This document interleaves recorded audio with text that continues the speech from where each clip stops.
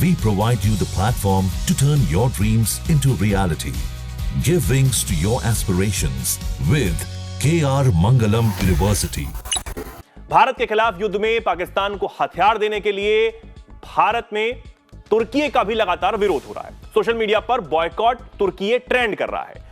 भारत में कई व्यापारी तुर्की से व्यापार बंद कर चुके हैं। यहां तक कि भारत सरकार ने बड़ा एक्शन लेते हुए सेलेबी एयरपोर्ट सर्विसेज नाम की जो कंपनी है तुर्की की, उसकी सुरक्षा मंजूरी को रद्द कर दिया, जिससे कंपनी का भारत में बड़ा एविएशन बिजनेस ठप पड़ने की उम्मीद है, भारी नुकसान होने की उम्मीद है। यहां तक कि तुर्की के राष्ट्रपति एर्दोआन की बेटी इसी कंपनी से जुड़ी बताई जा रही है। सुमे बायतकार तुर्की की एक जानी मानी बिजनेस वुमेन है। रिपोर्ट्स के मुताबिक वो सेलेबी एविएशन की मालिकों में से एक मानी जाती हैं। हालांकि कंपनी की सफाई इस पर भी सामने आ गई है और उन्होंने कहा है कि वो तुर्की की सरकारी कंपनी नहीं है और ना ही किसी राजनीतिक संगठन से जुड़ी हुई है।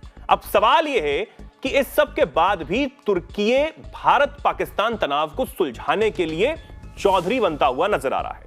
एर्दोगान ने एक बयान में कहा कि उन्होंने पाकिस्तानी प्रधानमंत्री शहबाज शरीफ से बातचीत की और कहा कि उन्होंने कश्मीर पर विस्तार से चर्चा भी की, यानी कि उन्होंने कश्मीर मुद्दे पर मदद के जो तरीके हैं उसे तलाशने की पेशकश की है। खुद ही कहा है कि हम जो मुद्दा है आप दोनों देशों के बीच उसे सुलझाने के लिए सामने आ सकते हैं, मध्यस्थता कर सकते हैं अगर आप चाहें। सवाल यह है कि तुर्की को इतना ज्यादा क्या पड़ा है और इतना ज्यादा विरोध हो रहा है भारत में। लोग ये कह रहे हैं कि हमें तुर्की घूमने भी नहीं जाना है, उस सब के बावजूद भी तुर्की की तरफ से ये बयान। निपुण जी मेरे साथ लगातार जुड़े हुए हैं। निपुण जी क्या कहेंगे इस पर कि एक तरफ विरोध हो रहा है उसके बाद भी तुर्की नहीं मान रहा है, क्या वजह हो सकती है? देखिए, जब हम टर्की की बात कर रहे हैं तो टर्की के जो ड्रीम्स हैं वो बहुत बड़े ड्रीम्स हैं। टर्की अपने आप को एक तरह से इस्लामिक वर्ल्ड का लीडर बनते हुए देखना चाह रहा है और उस लीडरशिप को बनने में उसने एक बड़ा 2019 में एक पहल की थी और पहल ये थी कि ओआईसी को काउंटर करने के लिए ईरान, पाकिस्तान, मलेशिया और अभी हम देखें तो बांग्लादेश को भी इसी प्रकार से वो साथ में लेके सऊदी के लेड जो आपका ओआईसी है उसका एक विकल्प बनने का प्रयास टर्की कर रहा है। तो टर्की देख रहा है कि इकोनॉमिकल लॉसेस अपनी जगह हैं, उनको मैं ज्यादा ध्यान देना नहीं है, लेकिन मेरा जो फोकस है एर्दोगान का वो फोकस है कि इस्लामिक वर्ल्ड का मुझे बॉस बनना है, लीडर बनना है। इस लीडरशिप में कहीं ना कहीं उसको जो चैलेंज करता है वो सऊदी करता है, क्योंकि सऊदी के पास एक तो मक्का मदीना की कल्चर और दूसरा आपका ओआईसी का लीडरशिप उसके पास में होना। तो टर्की एनी हाउ पाकिस्तान को किसी भी तरीके से छोड़ने के तैयार नहीं है। पाकिस्तान की एटॉमिक वेपन भी एक अट्रैक्शन का कारण है और पाकिस्तान की जो लोकेशन है वो भी एक अट्रैक्शन का कारण है। और सबसे बड़ी बात क्या है कि इन दिनों टर्की और चाइना के बीच में जो बिजनेस हो रहा है, टर्की कहीं ना कहीं ये सोचता है कि मैं भारत का विकल्प चीन को बना सकता हूँ कि जितना ज्यादा मैं भारत का संबंध खराब करूंगा तो मेरे चीन के साथ उतनी नजदीकियां बढ़ेंगी। और चीन और टर्की दोनों जो हैं ये मिलकर पाकिस्तान को सपोर्ट कर रहे हैं। रीजन क्या कि एक अलग तरह का अलायंस चीन हो, रशिया हो, यानी कि अगर हम चीन की बेसिकली बात करें, पिछले साल क्या हुआ था, चीन की कम्युनिस्ट पार्टी की एनुअल जो समिट होती है उस समिट में ये तय हुआ था कि जो इस्लामिक वर्ल्ड है चीन उन सब देशों को अपने से जोड़ने का प्रयास करेगा।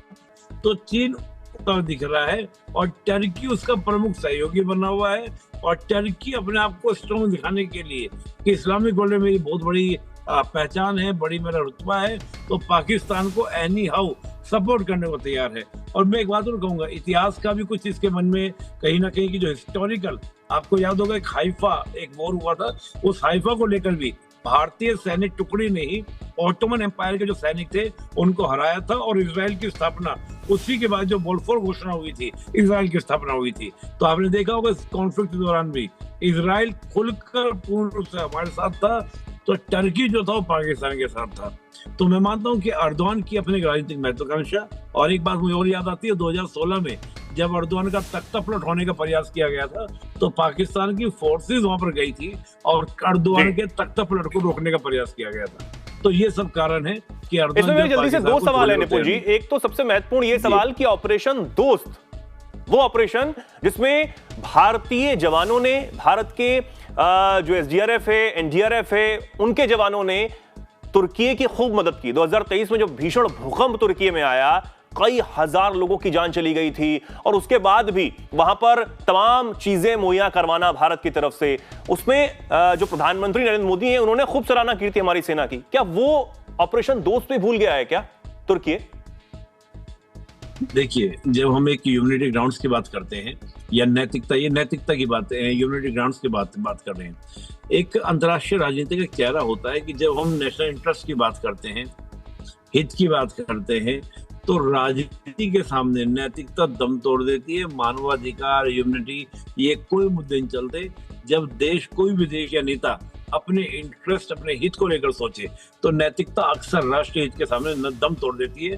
तो इसमें कोई ज्यादा संकोच वाली बात नहीं है। ठीक है, हमारा एक चेहरा है, भारत अपनी एक इमेज रखता है दुनिया के सामने कि हमारी ग्लोबल इमेज है, लेकिन ये सब टर्की की बात करें, चाइना की बात करें, इन सब का अगर आप पूरा का पूरा कॉन्फ्लिक्ट में इनके मीडिया पूरे आउटलेट को आप देखें, तो पूरा मीडिया फोकस ये कर रहा था कि भारत जो है अग्रेसर है, भारत ने अटैक किया है, वहां पाकिस्तान के कॉमन लोगों को मार रहा है, पाकिस्तान ने भारत के राफेल हो, S-400 हो, सबको गिरा दिया, ब्रह्मोस तक को गिरा दिया है। ये इनका मीडिया कवर कर रहा है। तो आप समझ सकते हैं कि नैतिकता की और क्या इसमें एक और एंगल भी देखा जा सकता है निपुण जी, कि अमेरिका ने तुर्की से डिफेंस डील की है, 225 मिलियन की वो डील, जिसमें मिसाइल्स जो है वो देने की बात की गई है। और अब क्योंकि सोशल मीडिया पर यह भी अंदाजा लगाया जा रहा है, लोग अब यह भी कह रहे हैं कि पहले तुर्की ने ड्रोन्स दिए भारत के खिलाफ पाकिस्तान को, अब वो मिसाइलें भी देगा। तो सीधे सीधे क्या अमेरिका का भी जो रोल कहीं ना कहीं आ जाता है कि आप तुर्की को क्यों मदद कर रहे हैं, वो भी ऐसे समय में